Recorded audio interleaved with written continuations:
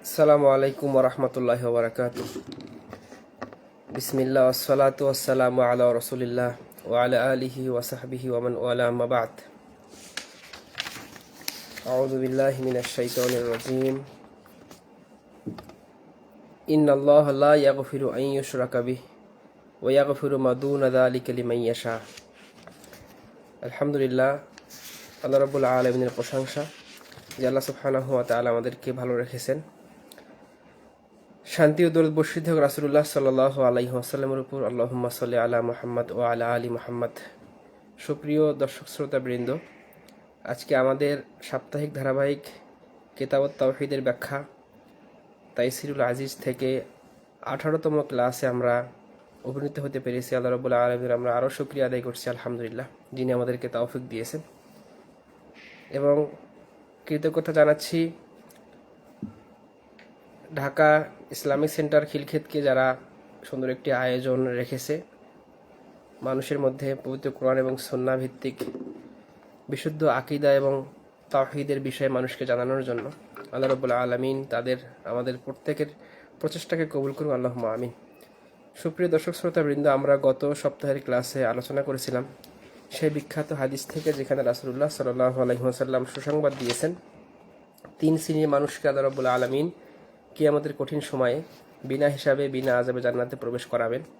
তার মধ্যে যারা হলেন মানুষের নিকট থেকে ঝাড়ফুঁক করে নেয় না, কাউকে ঝাড়ফুঁক করার জন্য আহ্বান করে না।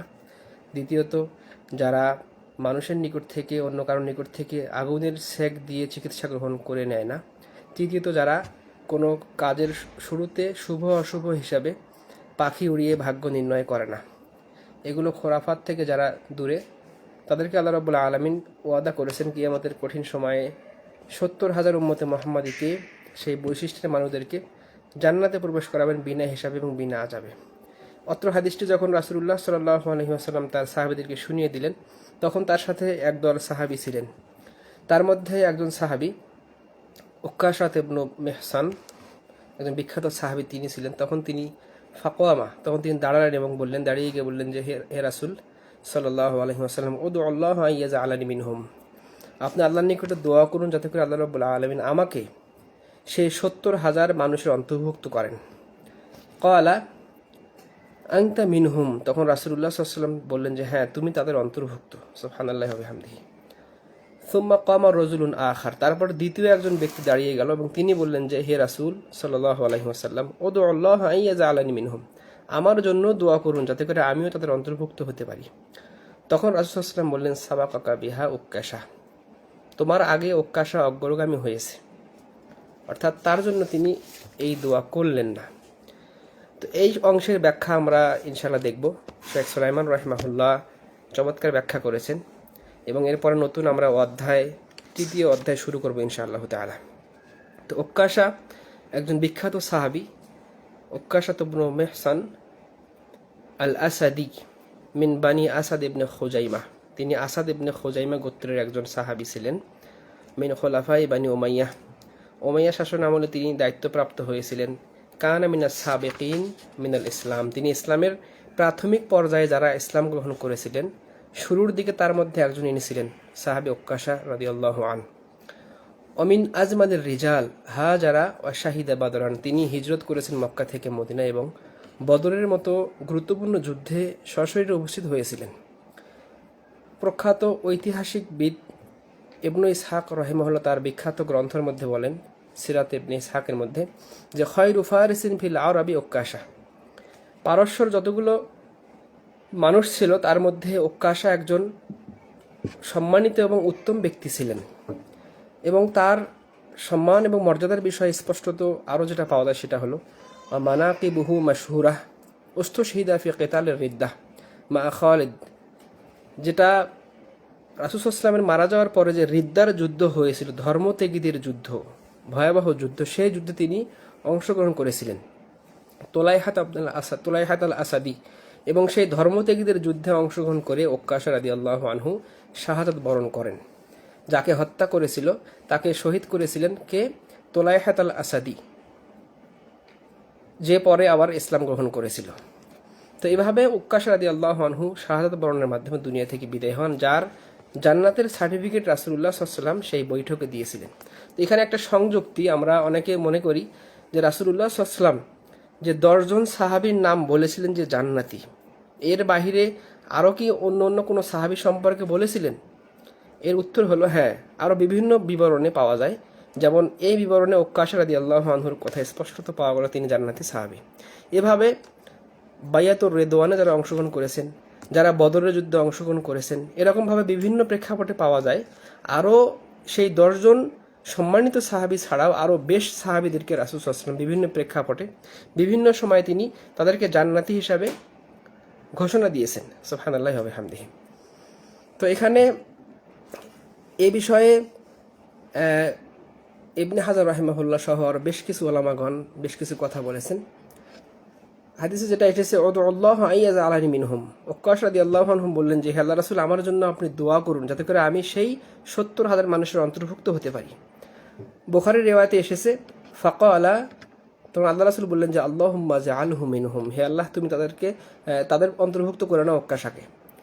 অন্য আরেকটা হাদিসে এসেছে আবু হুরায়রার রিওয়ায়াতে যে আমিনহুম আনা ইয়া রাসূলুল্লাহ, তখন ওক্কাশা বললেন যে আমি কি তার অন্তর্ভুক্ত? তখন তিনি বললেন যে নাম, হ্যাঁ তুমি তার অন্তর্ভুক্ত।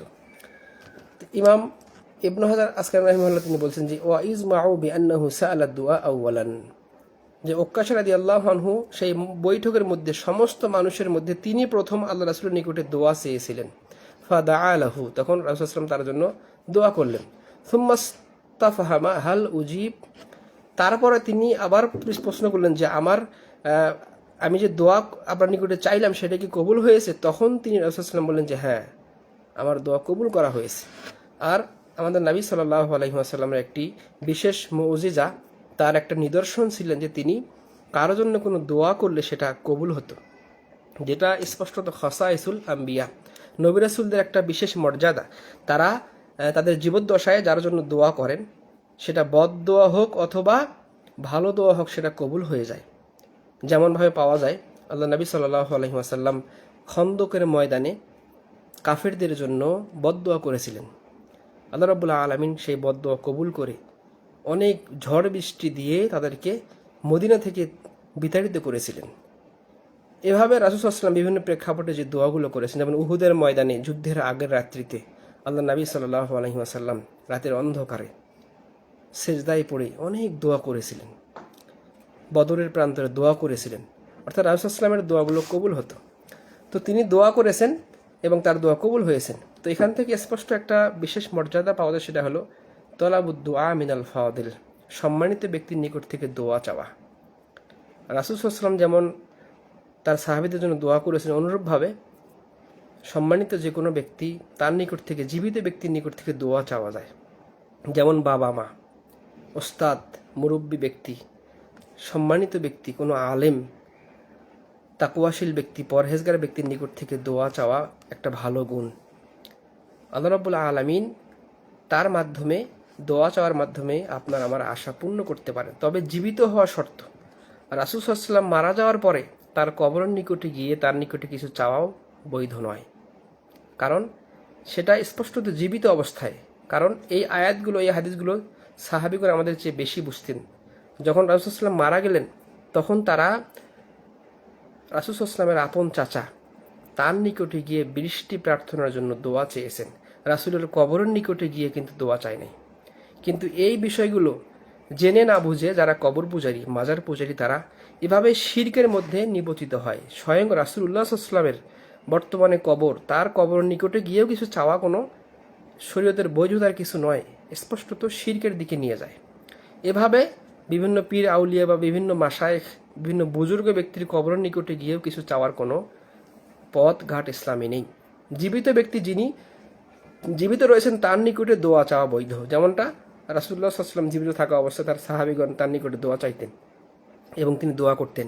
তিনি মারা যাওয়ার পর তার আপন চাচা আব্বাস রাদিয়াল্লাহু আনহুর নিকটে সাহাবীগণ বৃষ্টির জন্য দোয়া চেয়েছিলেন, তিনি আল্লাহর নিকটে দোয়া করেছেন এবং বৃষ্টি হয়েছিল। যেটা থেকে স্পষ্ট বোঝা যায় যে কবর পূজারীরা স্পষ্টত গোমরাহির মধ্যে রয়েছে, যারা শিরকের মধ্যে নিমজ্জিত রয়েছে।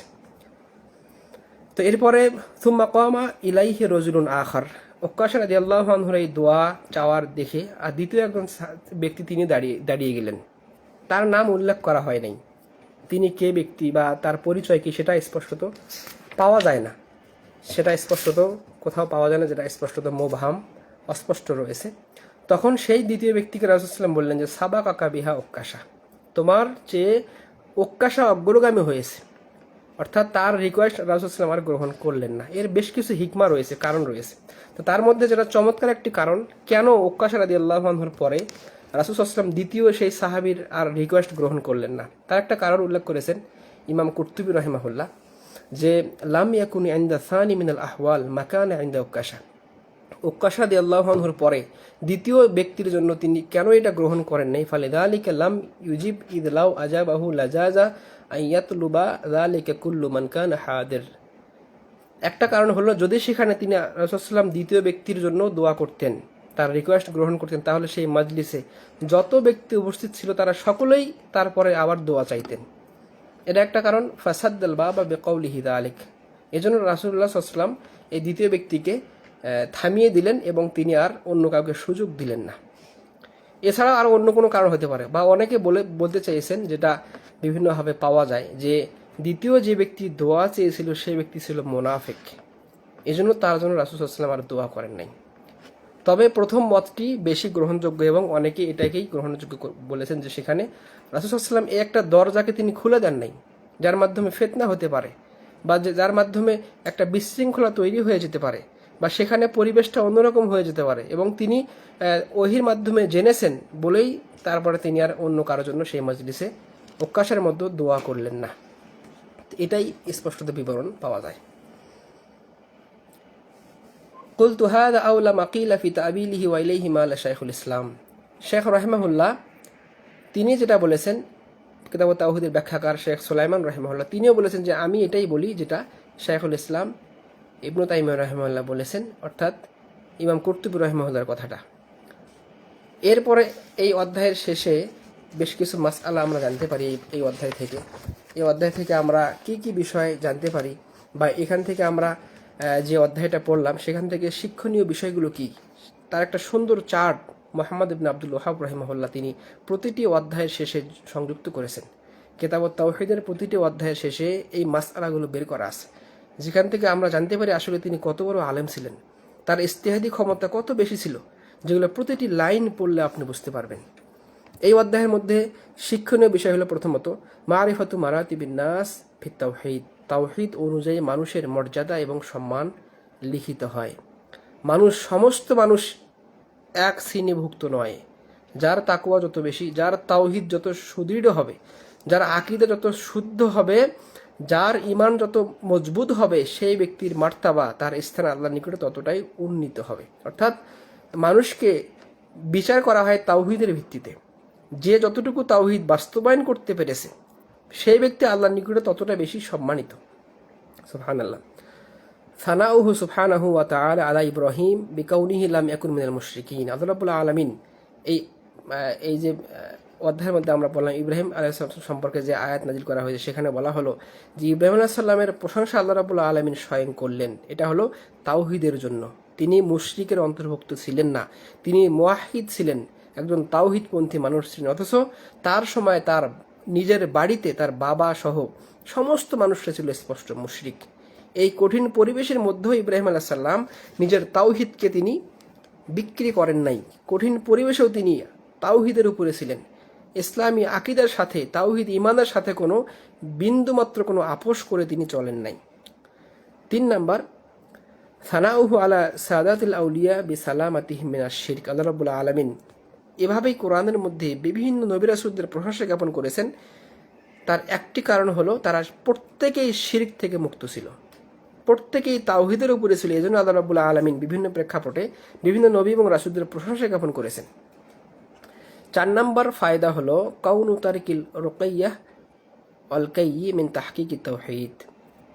কারো নিকট থেকে রুকিয়া প্রার্থনা করা বা কারো নিকট থেকে ঝাড়ফুঁক করতে চাওয়া, এটা থেকে দূরে থাকা হলো তাহকিকিত তাওহীদ, তাওহীদ বাস্তবায়ন করার অন্যতম একটি পদ্ধতি। অর্থাৎ তাওহীদ সেই ব্যক্তির মধ্যে পরিপূর্ণ বাস্তবায়ন হয়েছে যে ব্যক্তি নির্ভরশীলতা কমে গিয়ে অন্য কারো নিকটে রুকিয়া ঝাড়ফুঁক প্রার্থনা করে না, কারণ তার উপরে সে অনেক বেশি কনফিডেন্স আল্লাহ সম্পর্কে, সে নিজের রুকিয়া নিজেই করবে।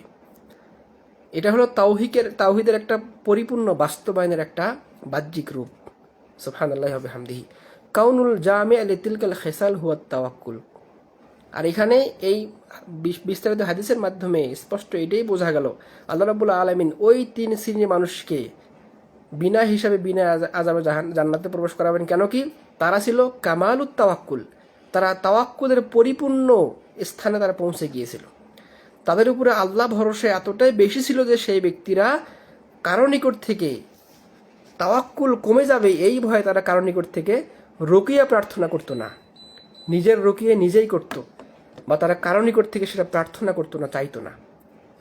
আর আজকে আমরা দেখি অনেক মানুষের আল্লাহ ভরসা এতটাই নিম্ন মানের হয়ে গেছে, তারা আল্লাহ রাব্বুল আলামিন ছাড়া অন্যের উপরে ভরসা করে চলে, যেগুলো মানুষের তাওহীদকে কি করে, কমিয়ে দেয়।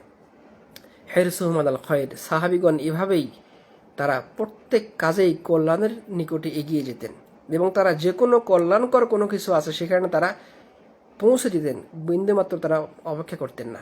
সাহাবীগণ প্রত্যেক কল্যাণ কাজে তারা অগ্রগামী থাকতেন, এজন্যই তারা এতটা মর্যাদাশীল হতে পেরেছেন। তো আরও এখানে শিক্ষা রয়েছে যে আন্না কুল্লা উম্মাতিন তুহশারু ওয়াহদাহা মা নাবিয়িহা। আদম থেকে শুরু করে মুহাম্মদ রাসূলুল্লাহ সাল্লাল্লাহু আলাইহি ওয়াসাল্লাম পর্যন্ত প্রত্যেক নবী রাসূলদের উম্মতদেরকে কিয়ামতের ময়দানে আল্লাহ রাব্বুল আলামিন তাদের নবী রাসূলদের সাথে উপস্থিত করবেন। প্রত্যেক উম্মতদেরকে নবী রাসূলরা কিয়ামতে তারা সকলেই একত্রিত হয়ে উপস্থাপিত হবে। স্পষ্ট বোঝা যাবে কারা কোন নবীর উম্মত। তাদের নবী রাসূল সহ তারা উত্থিত হবে কিয়ামতের ময়দানে। এজন্য দেখুন, যারা সেই পৃথিবীতে এসে সে রাসূলের অনুসরণ না করবে, তাহলে সেই কিয়ামতের কঠিন সময়ে সেই নবী রাসূল কি তাদেরকে অন্তর্ভুক্ত করবেন? এই জন্যই তো হাউজে কাউসারের পানি রাসূল সাল্লাল্লাহু আলাইহি ওয়াসাল্লাম সেই সকল উম্মতকে দিবেন না, পান করাতে দিবেন না যারা বিদআত করেছে, যারা ইসলাম থেকে বের হয়ে গেছে, যারা মোরতাদ হয়েছে, যারা সুন্নাহকে অবজ্ঞা করেছে, যারা রাসূল সাল্লাল্লাহু আলাইহি ওয়াসাল্লামের রেখে যাওয়া সেই অভ্রান্ত দিনকে, পরিচ্ছন্ন দিন ইসলামের মধ্যে বিভিন্ন বিদআত, কথা কর্ম, বিভিন্ন আমলগত বিদআত ঢুকিয়েছে, সেই মুবতাদিদেরকে, বিদআতীদেরকে কিয়ামতের কঠিন সময়ে লক্ষ লক্ষ বিলিয়ন মিলিয়ন মানুষের সম্মুখে আল্লাহ রাসূল তাদেরকে দূর করে দিবেন, তার আশপাশে যেতে দিবেন না, হাউজে কাউসারের পানি পান করাবেন না।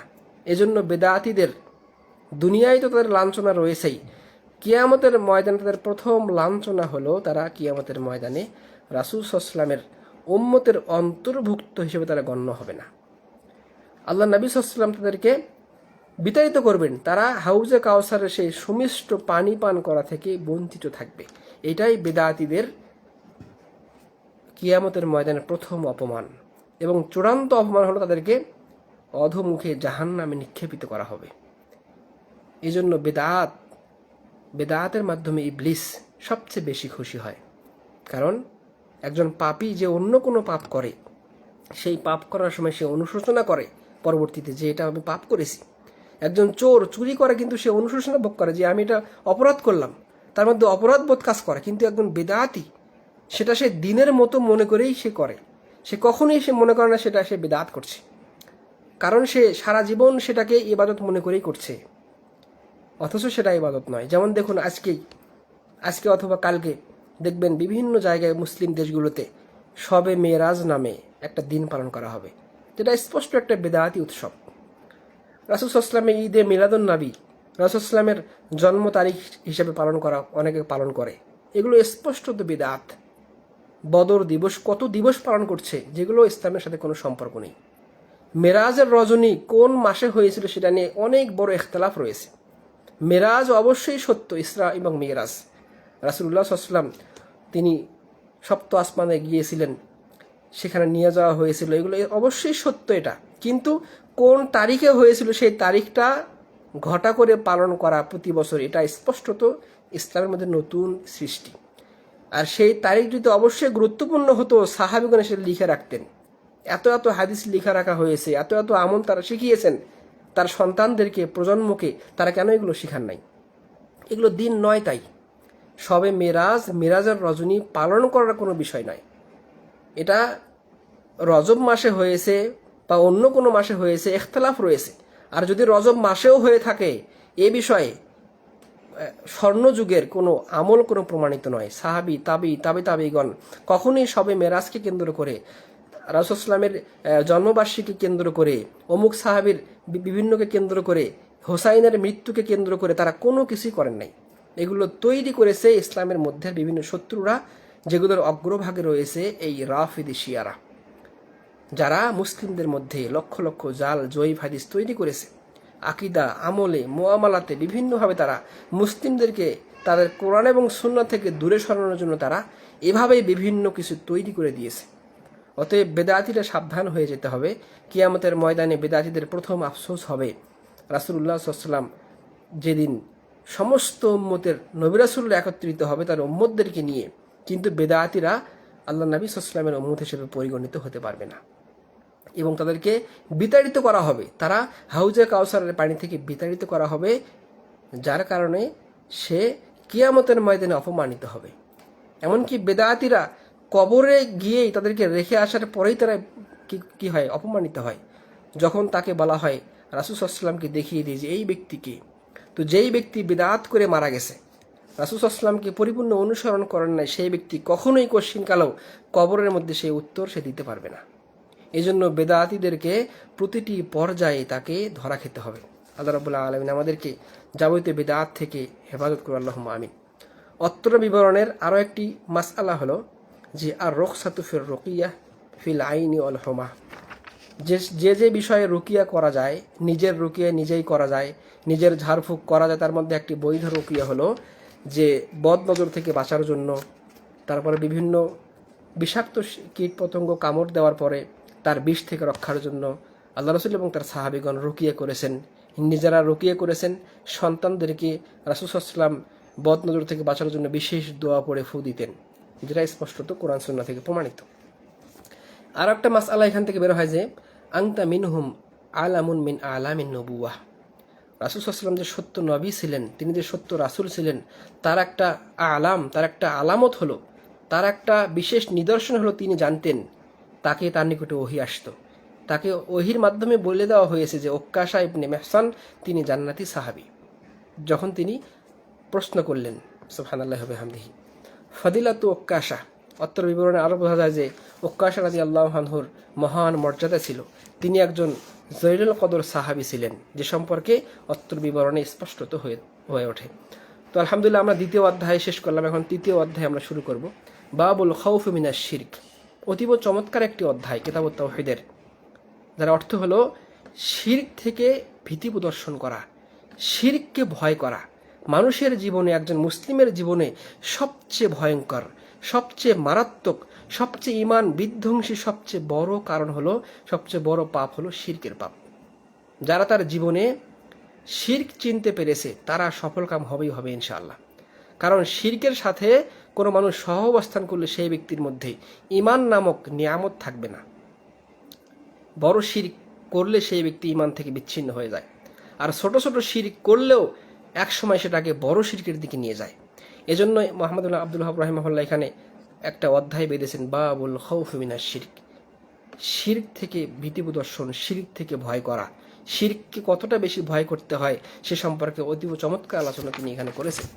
কাউলুল্লাহ তাআলা, আল্লাহ রাব্বুল আলামিন বলছেন যে ইন্নাল্লাহা লা ইয়াগফিরু আন ইউশরাকা বিহি, স্পষ্ট বিবরণ, কোনো সন্দেহ সংশয় বা কোনো বক্রতা তার মধ্যে নেই। আল্লাহ রাব্বুল আলামিন স্পষ্ট বলেছেন সূরা আন-নাসর 48 নম্বর আয়াতে যে আল্লাহ রাব্বুল আলামিন, নিশ্চয় আল্লাহ রাব্বুল আলামিন লা ইয়াগফিরু, ক্ষমা করবেন না, আন ইউশরাকা বিহি, তার সাথে যারা শিরক করে, ওয়া ইয়াগফিরু মা দুনা যালিকা লিমান ইয়াশা, এর বিপরীতে শিরক ছাড়া অন্য যত পাপ হয়ে যাক না কেন, অন্য যত অপরাধ হোক না কেন, যে কোনো অপরাধকে আল্লাহ রাব্বুল আলামিন ক্ষমা করতে পারবেন, কিন্তু শিরকের পাপকে আল্লাহ রাব্বুল আলামিন ক্ষমা করবেন না। যারা শিরক করে, বড় শিরক করে মারা যায় তওবাবিহীন অবস্থায়, তাদের বিষয়টা স্পষ্ট বলা হলো।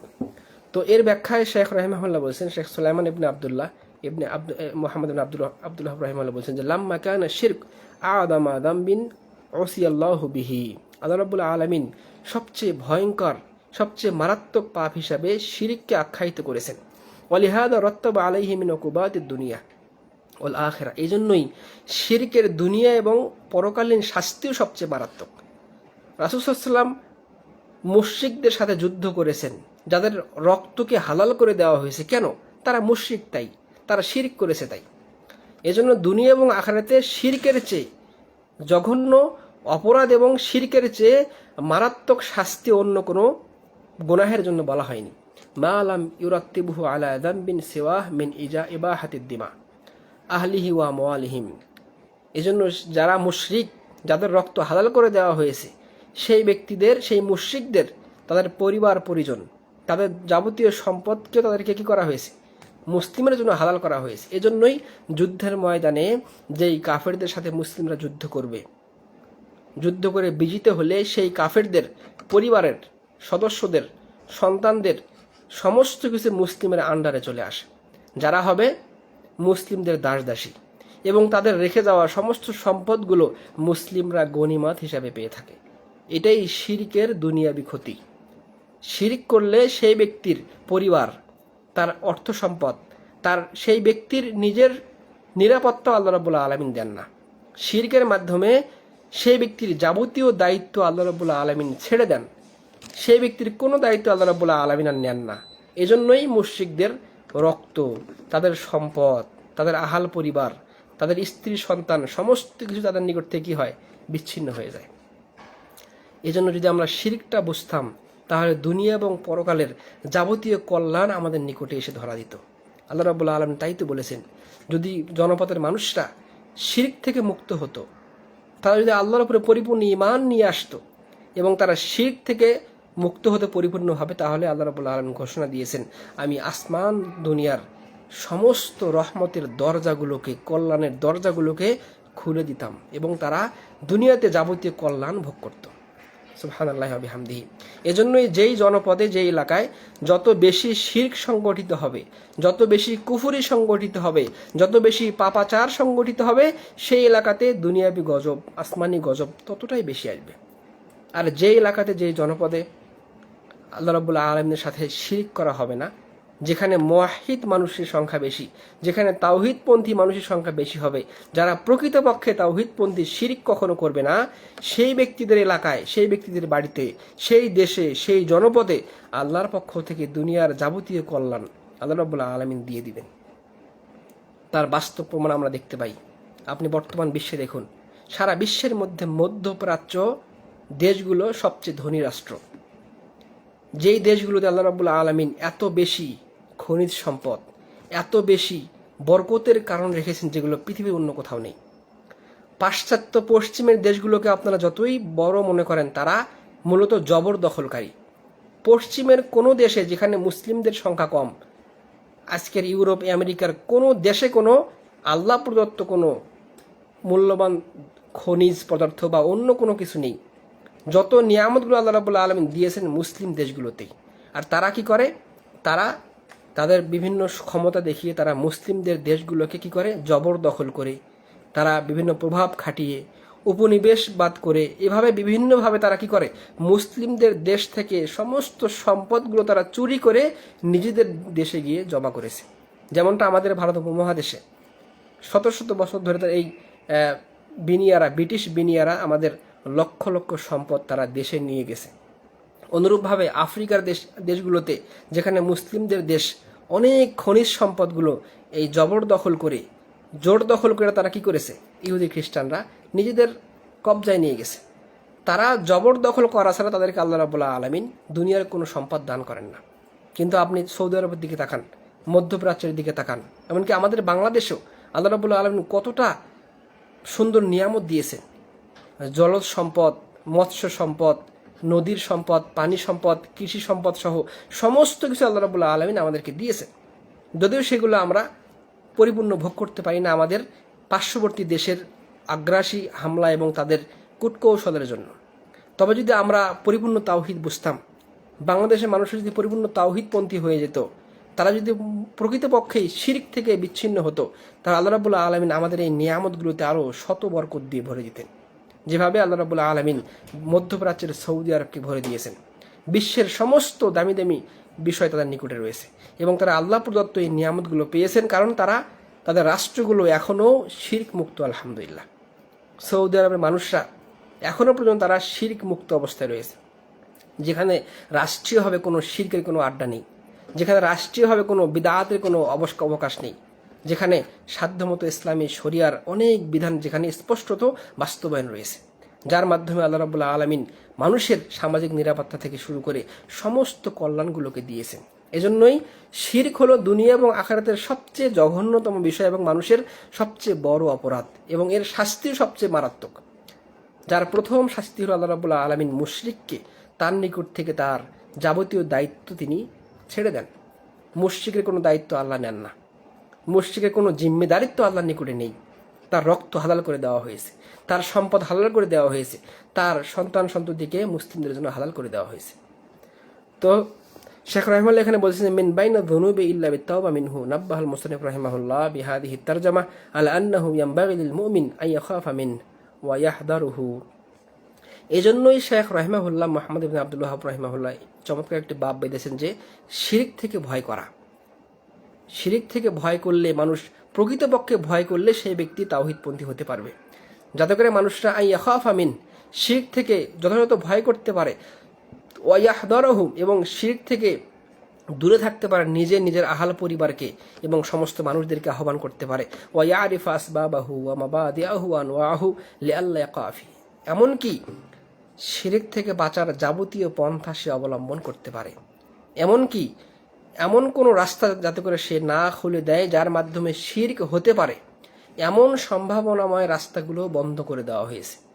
ইসলামের চমৎকার একটি মূলনীতি এবং সৌন্দর্য হলো, ইসলাম যেই পথে কোনো পাপের পথ নয়, কিন্তু সেখানে পাপ হতে পারে, শয়তান সেখানে ওয়াসওয়াসা দিয়ে মানুষকে পাপ করাতে পারে, এমন সম্ভাবনাময় রাস্তাকেও আল্লাহ রাব্বুল আলামিন বন্ধ করে দিয়েছেন। যেই কায়দাটি বিশেষ করে ইমাম মালিক রাহিমাহুল্লাহ অনেক বেশি হাইলাইট করেছেন, যেটাকে বলা হয় আসাদুল দারিয়া, সম্ভাবনাময় ক্ষতির রাস্তাকে একেবারে চিরতরে বন্ধ করে দেওয়া। দেখুন, মহিলাদেরকে কেন কবরস্থানে যাওয়া নিরুৎসাহিত করা হয়েছে, কবর জিয়ারত করতে কেন নিষেধ করা হয়েছে। সরাসরি যেমন পুরুষদের কবর জিয়ারত করা কোনো নিষেধ নয়, হারাম নয়, অনুরূপ মহিলাদেরও কিন্তু নিষেধ নয়, কিন্তু কোন সতর্কতা অবলম্বন করার জন্য মহিলাদেরকে কবর জিয়ারত করা, সেখানে যাওয়া নিষেধ করা বা আল্লাহ রাসূল অপছন্দ করতেন কেন? এটাই হলো আসাদুল দারিয়া আর শিরক। সেখানে মহিলাদের মাধ্যমে শিরকের রাস্তা খুলে যেতে পারে, কারণ মহিলা মানুষরা সৃষ্টিগতভাবে তারা বেশি আবেগপ্রবণ হয়ে থাকে। তারা কবরের নিকটে গিয়ে এমন কিছু কাজ করতে পারে, তারা এমন কিছু সেখানে কাজ করতে পারে আবেগের বশবর্তী হয়ে, যেগুলো তাকে পাপের দিকে নিয়ে যাবে, কবিরা গুনার দিকে নিয়ে যেতে পারে, শিরকের দিকে নিয়ে যেতে পারে। এজন্যই ইমাম মালিক রাহিমাহুল্লাহর মাযহাবে স্পষ্টত ফতোয়া যে মসজিদে নববীর পাশেই যেখানে রাসূল সাল্লাল্লাহু আলাইহি ওয়াসাল্লামের কবর রয়েছে, সেই কবরের নিকটে গিয়ে দাঁড়িয়ে থাকা যাবে না। সরাসরি কবরে গিয়ে সালাম দিয়ে সেখান থেকে দ্রুত পরিত্যাগ করতে হবে, কারণ সেখানে দাঁড়িয়ে থাকলেই শয়তান ওয়াসওয়াসা দিয়ে তার মনের মধ্যে খটকা তৈরি করতে পারে। কোনো মানুষ ভুল করে আল্লাহকে বাদ দিয়ে রাসূলের কবরের নিকটে কিছু চাইতে পারে, যেটা শিরক হয়ে যাবে।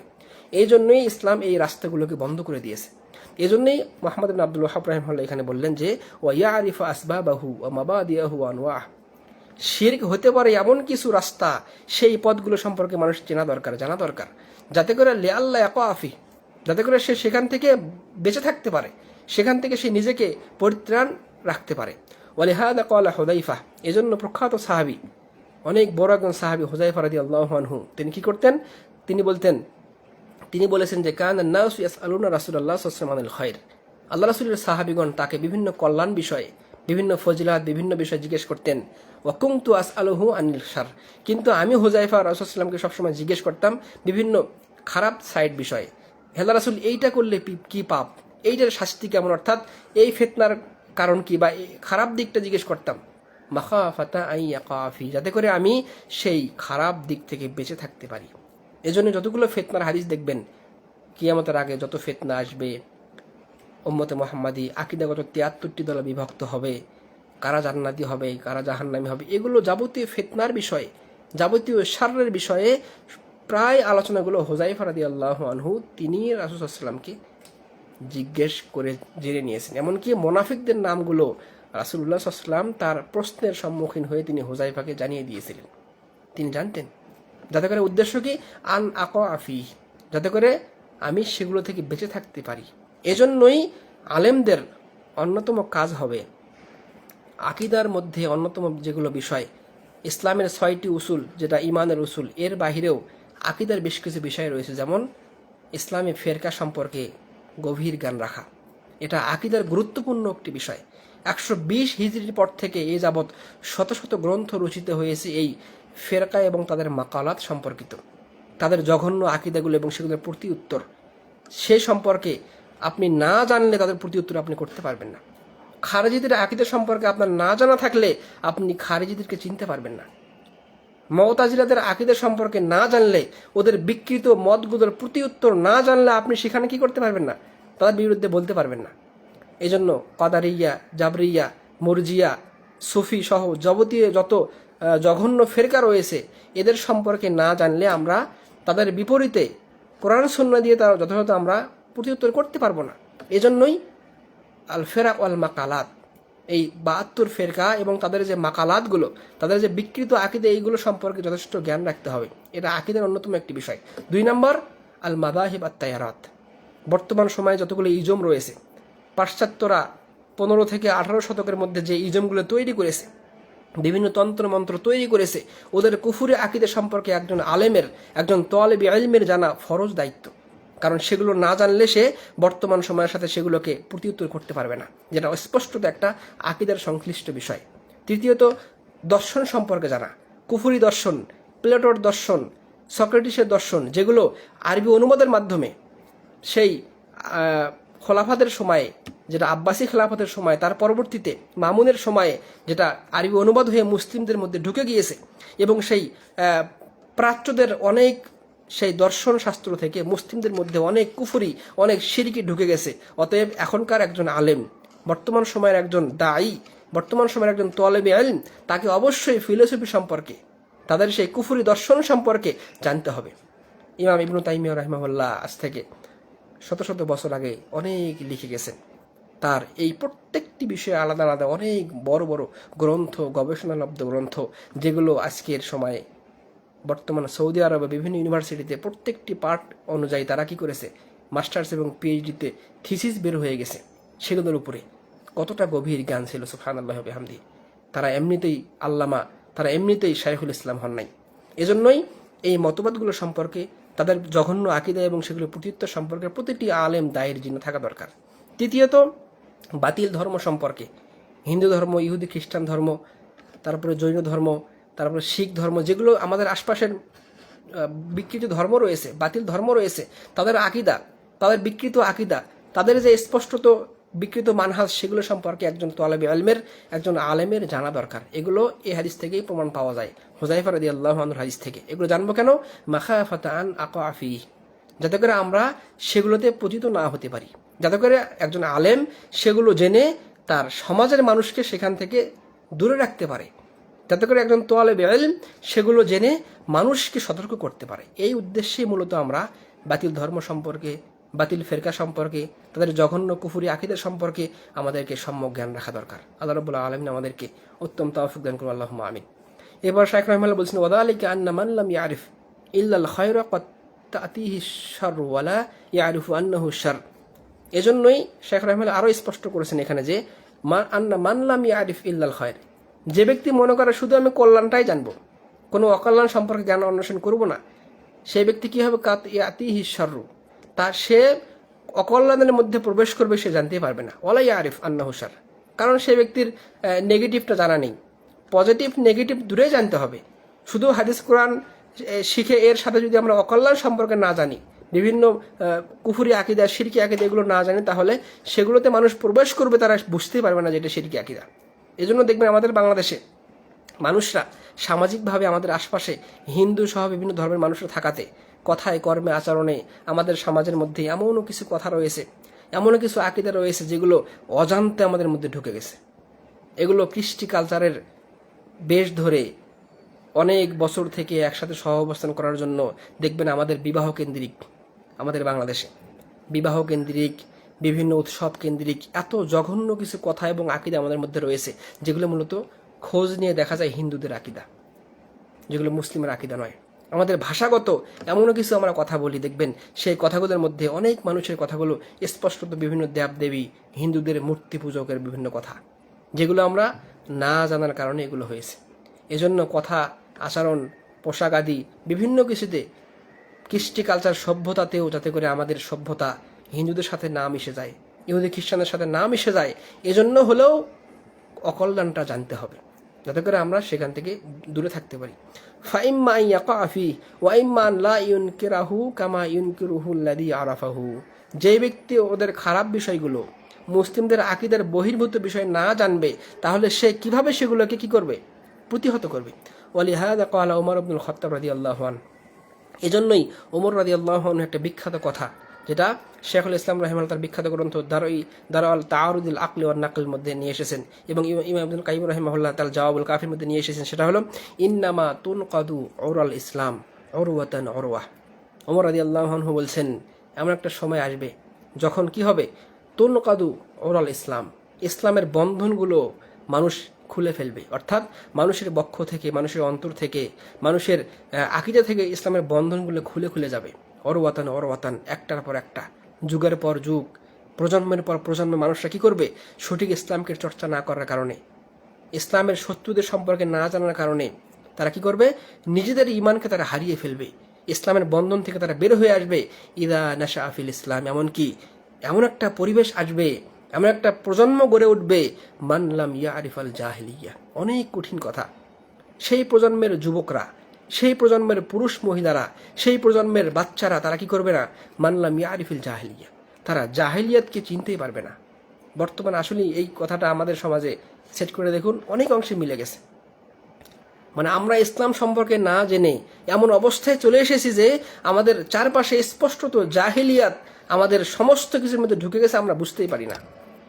মুসলিম 24 ঘন্টা জাহেলিয়াতের কর্মকাণ্ড, আচরণ, খাবার দাবার ইত্যাদি নিয়ে বসে আছে, কিন্তু সে বোঝেই না যে সে জাহেলিয়াতের মধ্যে রয়েছে। কখন এটা হবে? যখন মানুষরা ইসলাম সম্পর্কে জানবে না, ইসলামের বিপক্ষে বিভিন্ন ক্ষতি সম্পর্কে সে জানবে না, তখন তার মধ্যে এভাবেই জাহেলিয়াত ঢুকে যাবে। দেখুন আজকে আমাদের চাল চলনে, পোশাক আশাতে আমাদের সমস্ত কিছুতে জাহেলিয়াত স্পষ্টত হয়, যেগুলো ইসলামের আদর্শ নয়। এগুলো কখন হয়েছে? যখন আমরা ইসলামের আদর্শগুলো ভুলে গেছি, যখন রাসূল ইসলামের সুন্নাতকে আমরা ভুলে গেছি, যখন ইসলামের মহান কৃষ্টি কালচার থেকে আমরা দূরে সরে গেছি, তখনই আমরা জাহিলিয়াতের মধ্যে আমরা প্রবেশ করেছি। আল্লাহ রাসূল সাল্লাল্লাহু আলাইহি ওয়াসাল্লাম এই জন্যই তো বলছেন যে মানুষের মধ্যে শিরক এভাবে প্রবেশ করবে যে কালো রাত্রিতে, অন্ধকার রাত্রিতে, কালো পাথরের উপরে কালো পিপিলিকা যদি হেঁটে আসে, মানুষ যেমন জানতে পারে না, বুঝতে পারে না, এভাবেই অতীব সংগোপনে মানুষের মধ্যে জাহেলিয়াত, মানুষের মধ্যে শিরক, মানুষের মধ্যে রিয়া, এগুলো প্রবেশ করবে, মানুষ বুঝতেই পারবে না। এজন্যই শেষ জামানায় বিশুদ্ধ ঈমান টিকানো, বিশুদ্ধ আকীদা টিকে রাখা অতীব কঠিন হয়ে যাবে। নাসআলুল্লাহ সালামাত ওয়াল আফিয়া। ক্বালা শাইখুল ইসলাম রাহিমাহুল্লাহ, ইমাম ইবনে তাইমিয়া রাহিমাহুল্লাহ বলছেন, ওহুয়া কামা ক্বালা উমর, যে ওমর রাদিয়াল্লাহু আনহু যেমনটা বললেন এই কথার মাধ্যমে, ফাইন্না কামাল আল ইসলাম, মূলত ইসলামের পরিপূর্ণ রূপ হলো হুয়া আল আমরু বিল মারুফ ওয়ান নাহি আনিল মুনকার, সৎ কাজের আদেশ দেওয়া ও অসৎ কাজ থেকে নিষেধ করা। সৎ কাজের আদেশ কি দ্বারা হবে? পবিত্র কোরআন এবং সহিহ সুন্নাহ দ্বারা, সালফে সালেহিনদের সঠিক বুঝের অনুকূলে। আমাদের সালফে সালেহিন, উত্তম সালাফগণ, আল্লাহ রাসূল, সাহাবী, তাবি তারা যেভাবে কোরআন সুন্নাহকে বুঝেছেন, তার মাধ্যমে মানুষকে সৎ কাজের আদেশ দেওয়া। ওয়ান নাহি আনিল মুনকার, অসৎ কাজ থেকে নিষেধ করা কিভাবে হবে? এটাও সালফে সালেহিনদের স্পষ্ট মানহাজ অনুযায়ী। এজন্য অসৎ কাজ থেকে নিষেধ করার জন্য হলেও প্রত্যেক দায়ী, প্রত্যেক আলেম, প্রত্যেক তালেবে ইলম, সচেতন মানুষকে অবশ্যই ইসলামের বেসিক সম্পর্কে জানতে হবে, ইসলামের বেসিক আকীদা সম্পর্কে জানতে হবে। ইসলামের মধ্যে গড়ে ওঠা ৭২টি বাতিল ফেরকা, তাদের আকীদা সম্পর্কে জানতে হবে, বাতিল ধর্ম সম্পর্কে জানতে হবে। ইসলামের মধ্যে ইসলামকে বিনষ্ট করার জন্য, ইসলামী শরীয়তকে বিকলাঙ্গ করে দেওয়ার জন্য, ইসলামের বাস্তবিক রূপকে সমাজ থেকে উঠিয়ে দেওয়ার জন্য চিরতরে তারা যে তৈরি করেছে বিভিন্ন মতবাদগুলো, গণতন্ত্রের মতবাদ, সমাজতন্ত্রের মতবাদ, ধর্মনিরপেক্ষ মতবাদ, লিবারালিজম মতবাদ, এগুলো যত মতবাদ রয়েছে, সমস্ত মতবাদগুলো সম্পর্কে আমাদেরকে সম্যক জ্ঞান রাখতে হবে। আফসোস আমাদের মানুষদের জন্য, যারা এগুলো সম্পর্কে জানে না, এই জন্যই তারা ইসলাম চায় না। ইসলাম আমাদের দেশের মানুষরা এখনো পর্যন্ত চায় না। আর ততক্ষণ পর্যন্ত একটা ভূখণ্ডে ইসলাম বাস্তবায়ন সম্ভব নয় যতক্ষণ না সেই মানুষরা চাইবে। মানুষ না চাইলে আপনি ইসলাম কার উপরে বাস্তবায়ন করবেন? জনগণ না চাইলে আপনি সেখানে কার উপরে ইসলাম বাস্তবায়ন হবে? মানুষরা যখন চাবে তখনই মূলত সম্ভব। ক্ষমতা দিয়ে বা কোনো পাওয়ার দিয়ে কখনো ইসলাম কশ্চিনকালে কোনো দেশে কোনো এলাকায় স্থাপিত হয়নি এবং প্রতিষ্ঠা লাভ করে নাই। আল্লাহ রাব্বুল আলামিন আমাদেরকে বিশুদ্ধ ইসলাম জানার এবং মানার তৌফিক দান করুন, আল্লাহুম্মা আমিন। এজন্য যেটা শুরু হবে তাওহীদ দিয়ে, বিশুদ্ধ আকীদার মাধ্যমে। ইবনে তাইমিয়া রাহিমাহুল্লাহ আরো বললেন যে তামামু যালিকা বিল জিহাদ ফি সাবিলিল্লাহ, আর যে ইসলামের পরিপূর্ণতার রূপ, যেটার একটা অবিচ্ছেদ্য অংশ হলো আল্লাহর রাস্তায় জিহাদ করা। জিহাদের বিভিন্ন ধরন রয়েছে, যার প্রত্যেকটি ধরনের মধ্যে অন্তর্ভুক্ত হবে। জিহাদের পরিবেশ প্রেক্ষাপট রয়েছে, তার প্রত্যেকটি অনুযায়ী এটাকে বাস্তবায়ন করতে হবে।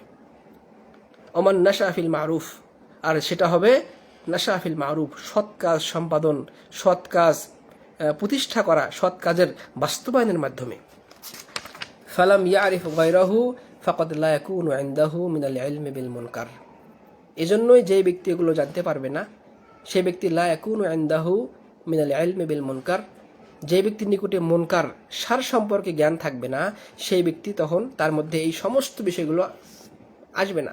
ওয়াদারিহি মা ইনদা মান আলিমাহু ওয়ালা ইয়াকুনু ইনদাহু মিনাল জিহাদ লি আহলিহি মা ইনদাল খাবীর বিহিম। তো এখন একজন মানুষ যখন সে যেটা করতে যাবে, যখন সৎ কাজের আদেশ করতে যাবে, তখন তার মধ্যে অবশ্যই কোরআন সুন্নাহর জ্ঞান লাগবে।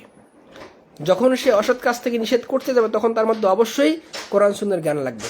যখন সে জিহাদ করতে যাবে, তখন অবশ্যই তার মধ্যে জিহাদের প্রেক্ষাপট, জিহাদ সম্পর্কে জ্ঞান এবং তার পরিপূর্ণ বাস্তবায়ন লাগবে। একজন মুসলিম যখন রাজনীতি করতে যাবে, অবশ্যই সেই ব্যক্তির ইসলামের রাজনীতি সম্পর্কে জেনে থাকতে হবে। কিন্তু আমাদের দেশে রাজনীতি মানে কি? চায়ের স্টলের রাজনীতি। একজন মূর্খ মানুষ, একজন ভ্যান চালক, রিক্সা চালক, সে অনেক বড় রাজনীতিবিদ, অথচ বিশ্বে অন্য কোনো দেশ এরকম নেই যে সমস্ত মানুষের রাজনীতি নিয়ে কথা বলে। রাজনীতি একটি খুসুসিয়াত, রাজনৈতিক ব্যক্তিত্ব সমস্ত ব্যক্তিত্ব নয়। নির্দিষ্ট মানুষের রাজনীতি করবে যারা এ বিষয়ে স্পেশালিস্ট, এরকম আমাদের স্পেশালিস্ট দরকার। কিন্তু আমাদের দুর্ভাগ্য হলো আমাদের দেশে এমন কোনো সেক্টর নাই যে সেক্টরে স্পেশালিস্ট নেই, আছে কোনো সেক্টরে স্পেশালিস্ট নাই। বিশেষজ্ঞ বড় আলেমের অভাব বিভিন্ন পর্যায়ে, বিশেষজ্ঞ বিভিন্ন বিষয়ের উপরে বড় কোনো আলেম নেই, থাকলেও অল্প মাত্র কিছু। অর্থনৈতিক ক্ষেত্রে বিশেষজ্ঞ ব্যক্তিদের সংখ্যা একেবারেই কম। রাজনীতির ক্ষেত্রে ইসলামের রাজনীতি বোঝেন এমন বিশেষজ্ঞ আলেম বা বিশেষজ্ঞ ব্যক্তির সংখ্যা একেবারেই কম। এজন্যই আমরা এতটা পিছিয়ে রয়েছি। এভাবে প্রতিটি সেক্টরে যখন মুসলিমরা বিশেষজ্ঞ হয়ে উঠবে এবং তাদের মধ্যে বিশেষজ্ঞ থাকবে, তখন তারা একটা জনপদ, একটা দেশ, একটা পরিবেশকে তারা সঠিকভাবে পরিচালনা করার তৌফিক প্রাপ্ত হবে। আল্লাহ রাব্বুল আলামিন আমাদের দেশের মানুষদেরকে কবুল করুন, আল্লাহুম্মা আমিন। ক্বালা মুসান্নিফ রাহিমাহুল্লাহ ওয়া ক্বাউলুহু তাআলা ইন্নাল্লাহা লা ইয়াগফিরু আন ইউশরাকা বিহি ওয়া ইয়াগফিরু মা দুনা যালিকা লিমান ইয়াশা।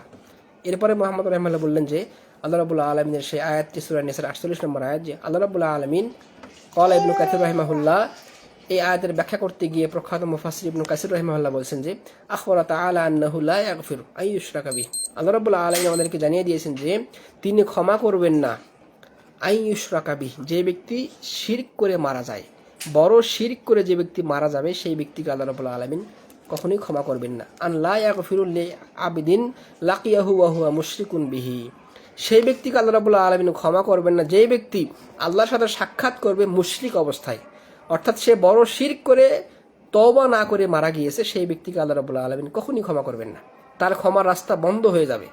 ওয়া ইয়াগফিরু মা দুনা যালিক আই মিনাজ যুনুব, এছাড়া অন্য যে কোনো পাপী, যে কোনো পাপ, শিরক ছাড়া অন্য যত পাপ রয়েছে, যে কোনো যে ব্যক্তি পাপ করেছে, লিমান ইয়াশা মিন ইবাদিহি, তার বান্দার মধ্যে অন্য যে কোনো পাপ করলে সেই ব্যক্তিকে আল্লাহ রাব্বুল আলামিন ক্ষমা করতে পারেন।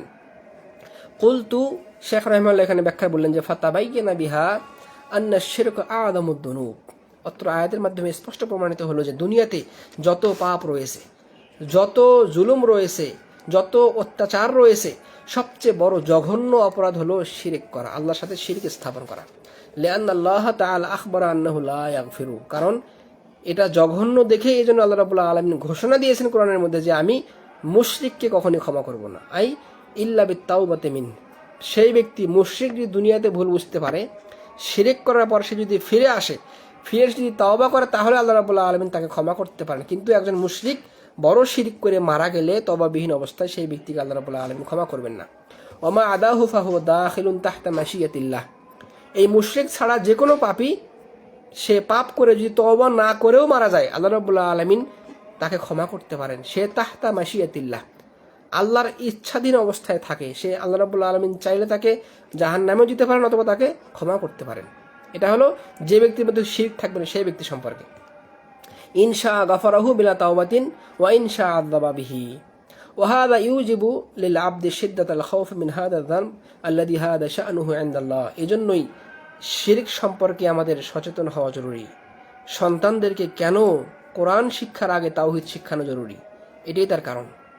একটা প্রজন্মকে, ছোট্ট বাচ্চাকে কোরআন শেখানোর আগে তাওহীদ শেখানো কেন জরুরি, এটাই তার কারণ। কারণ সেই ব্যক্তির পুরা জীবন, তার লাইফটা বিনষ্ট হতে পারে এই শিরকের জন্য, আর তার লাইফটা পরিবর্তন হয়ে যেতে পারে তার তাওহীদের জন্য।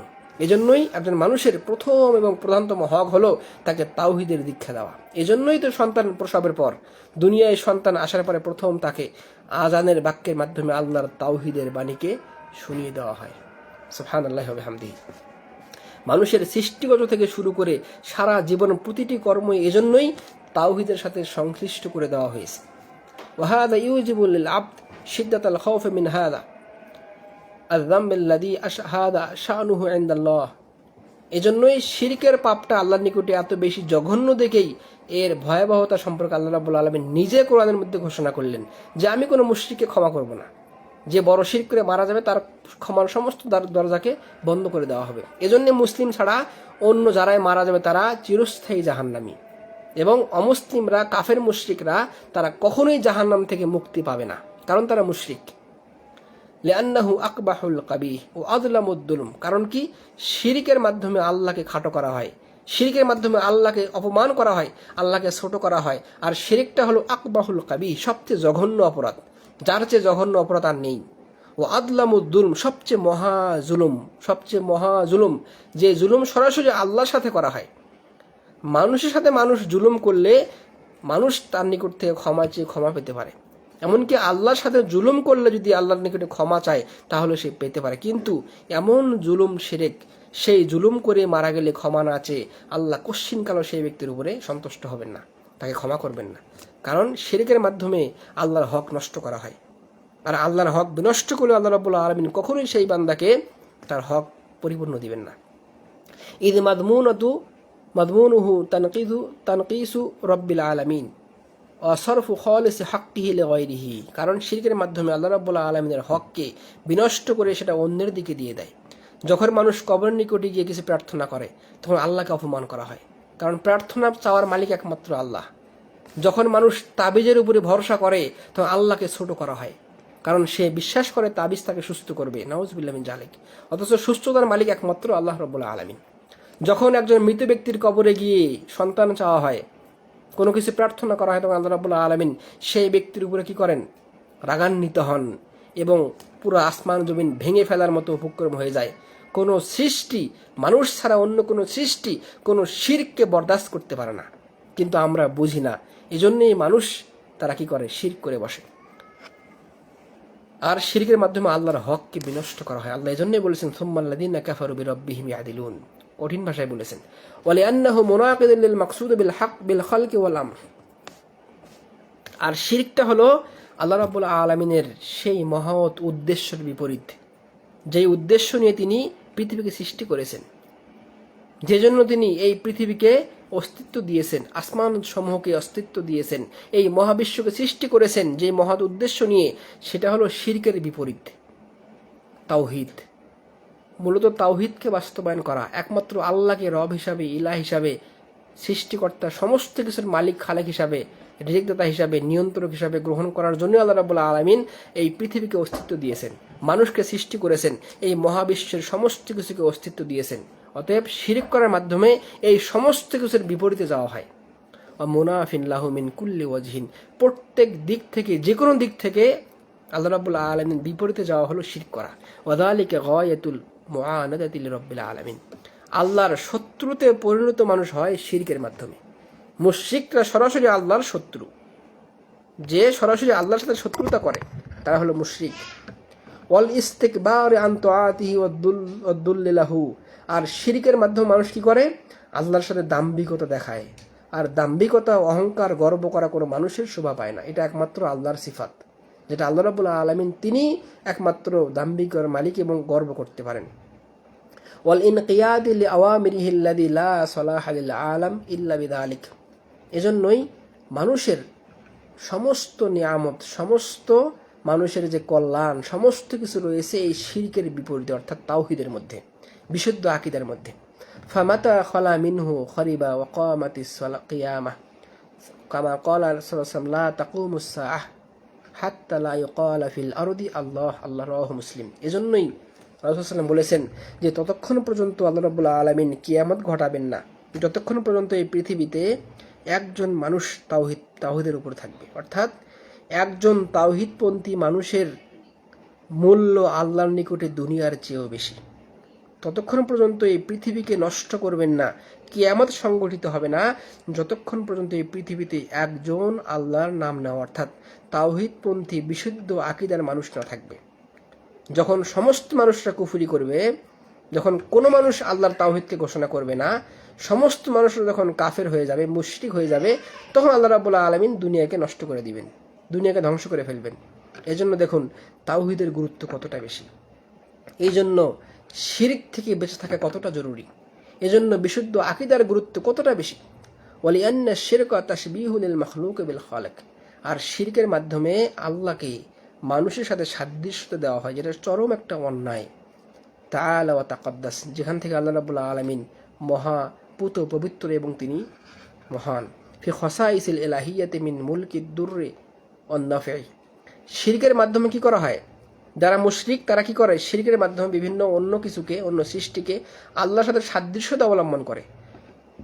আর আল্লাহর সাথে সাদৃশ্যতা অবলম্বন করা স্পষ্টত হারাম এবং মুশরিকদের কাজ, কবিরা গুনাহ। মিন মুলকিদ দুররি ওয়ান নাফি, এজন্য কল্যাণ চাওয়া বা অকল্যাণের মালিক, কোনো কিছু দেওয়া না দেওয়া, এগুলো সমস্ত কিছু একমাত্র আল্লাহর পক্ষ থেকে হয়, কোনো মানুষ বা কোনো সৃষ্টি নয়। ইউজিবু তাআল্লুকুদ দুআ ওয়াল খাউফি ওয়ার রাজা ওয়াত তাওয়াক্কুল ওয়া আনওয়াইল ইবাদা কুল্লিহা বিল্লাহি ওয়াহদা, এইজন্যই আল্লাহ রাব্বুল আলামিন যেই দোয়া তার নিকটে করা হয়, যেই প্রার্থনা তার নিকটে করা হয়, এই অবস্থায় যে সমস্ত ভয় ভীতি নিয়ে, আল্লাহর নিকটে প্রবল আগ্রহ নিয়ে, পরিপূর্ণ নির্ভরশীলতা, আল্লাহর তাওয়াক্কুল নিয়ে যে ইবাদতগুলো, যেই দোয়া, যেই সালাত, যে কিছু করা হোক না কেন, সেগুলো একমাত্র আল্লাহর জন্যই যদি করা হয় তখন সেটা আল্লাহ রাব্বুল আলামিন কবুল করেন। তাছাড়া এগুলোর কমতি হলে সেটা কবুল করেন না। যেই দোয়ার মধ্যে আল্লাহর ভয় নেই, যেই ইবাদতের মধ্যে আল্লাহর সন্তুষ্টির উদ্দেশ্য নেই, যেই ইবাদতের মধ্যে আল্লাহ ছাড়া আরও অন্য কোনো উদ্দেশ্য রয়েছে, সেটাকে আল্লাহ রাব্বুল আলামিন কোশ্চিনকালেও গ্রহণ করবেন না। ফামান আল্লাকা যালিকা বিমাখলুকিন ফাকাদ শাব্বাহু লিল খালিক, এজন্যই যে কোনো ইবাদত করতে গিয়ে যেই ব্যক্তি এগুলোর সাথে মানুষকে সাদৃশ্য অবলম্বন করে, সেই ব্যক্তির সাথে আল্লাহ রাব্বুল আলামিন সম্পর্ক রাখেন না এবং তার এগুলো কবুলও করেন না। তো আমরা আজকের বিবরণ থেকে স্পষ্ট বুঝতে পারলাম যে শিরক সবচেয়ে জঘন্য অপরাধ, যেটা মানুষের দুনিয়া আখিরাতের যাবতীয় কল্যাণকে নষ্ট করতে পারে, এবং শিরক থাকা অবস্থায় যাবতীয় কল্যাণের রাস্তাকে আল্লাহ রাব্বুল আলামিন বন্ধ রাখেন। আর দুনিয়া আখিরাতের যাবতীয় কল্যাণ, যাবতীয় উপকার, যাবতীয় নিয়ামতের মাধ্যম হলো তাওহীদ, বিশুদ্ধ আকীদা। অতএব আমরা বিবেকজ্ঞান মানুষরা এখন চিন্তা করব যে আমরা কোনটা গ্রহণ করব, শিরক করে মুশরিক হয়ে যাব নাকি ইবাদত করে তাওহীদপন্থী হয়ে বিশুদ্ধ আকীদার মানুষ হব। আল্লাহ রাব্বুল আলামিন আমাদেরকে তাওহীদপন্থীদের অন্তর্ভুক্ত করুন, আল্লাহুম্মা আমিন। এই বলে আজকে আমাদের দার্স আমরা এখানে শেষ করবো ইনশাআল্লাহ তাআলা, যেখানে আমরা স্পষ্টত বুঝতে পারলাম এই ব্যাখ্যা থেকে যে শিরকের চেয়ে ভয়াবহ অপরাধ দুনিয়াতে আর নেই, এবং শিরকের মাধ্যমে আল্লাহ রাব্বুল আলামিন মানুষের দুনিয়া আখিরাতের যাবতীয় অকল্যাণ এবং যাবতীয় ক্ষতি, যার সর্বশেষ জাহান্নাম মানুষকে চিরস্থায়ী থাকতে হবে শিরকের কারণে। আর তাওহীদের কারণে আল্লাহ রাব্বুল আলামিন মানুষের দুনিয়া থেকে শুরু করে জান্নাত পর্যন্ত তার যাবতীয় ব্যবস্থা রেখেছে, যেটা একমাত্র তাওহীদের উপরে রয়েছে, যেটাই সিরাতে মুস্তাকিম, যেটাই আল্লাহ নবী সাল্লাল্লাহু আলাইহি ওয়াসাল্লামের রেখে যাওয়া আনিত স্পষ্টত পবিত্র ইসলাম। আল্লাহ রাব্বুল আলামিন আমাদেরকে তাওহীদপন্থী হওয়ার, যাবতীয় শিরক, ছোট এবং বড় শিরক থেকে মুক্ত হয়ে আমাদেরকে চলার তৌফিক দান করুন, আল্লাহুম্মা আমিন। হাদা ওয়া সাল্লাল্লাহু ওয়া সাল্লাম আলা নবিয়িনা মুহাম্মদ ওয়া আলা আলিহি ওয়া সাহবিহি আজমাইন। আসসালামু আলাইকুম ওয়া রাহমাতুল্লাহি ওয়া বারাকাতুহু।